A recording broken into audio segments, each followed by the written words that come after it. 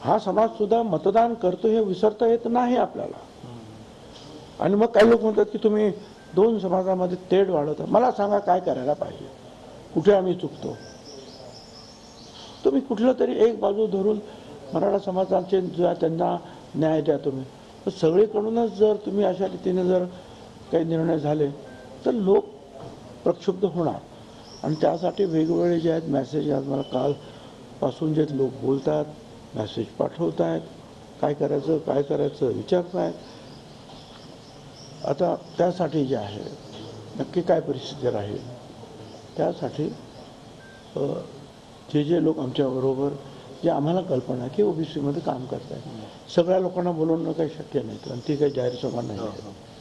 पण त्यातले जे काही राजकारणात आहेत किंवा काही नुसतेच समाजकारणात किंवा काही वकील आहेत जे आम्हाला सपोर्ट करतात, त्यातल्या काही लोकांना जे आम्ही बोलून की पुढे आपल्याला आणखी काय करता येईल त्याची आम्ही चर्चा संध्याकाळी करणार आहोत. सर, पण केंद्र सरकारची काही या प्रकरणात काही मदत घेता येऊ शकते का? आरक्षण वाढवणं म्हणा किंवा इतर गोष्टी. मी तर पहिल्यापासून म्हणालो की तामिळनाडू इतर ठिकाणी जर वाढवलं जात आहे आणि आता सुद्धा 10% त्यांनी वाढवलंच आहे EWSमध्ये. मग यांना पाहिजे तर यांना पण द्या. बरं, आता हे EWS जे त्यांनी वाढवलं 10%, कदाचित तो आंतरिक हेतू हा असावा की महाराष्ट्रामध्ये मराठा, गुजरातमध्ये पटेल, पुढे जाट किंवा काय ते राजस्थानमध्ये गुर्जर असतील किंवा आंध्र प्रदेश कापू वगैरे असे जे काही समाज आहेत त्यांना शांत करण्यासाठी हे 10% काढले असं मला स्वतःला वाटतं.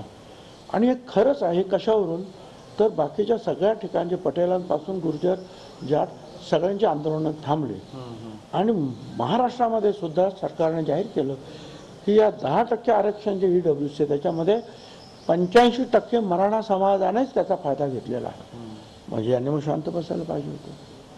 पण ते शांत न होता वेगवेगळी आंदोलनं करतायत का. आणि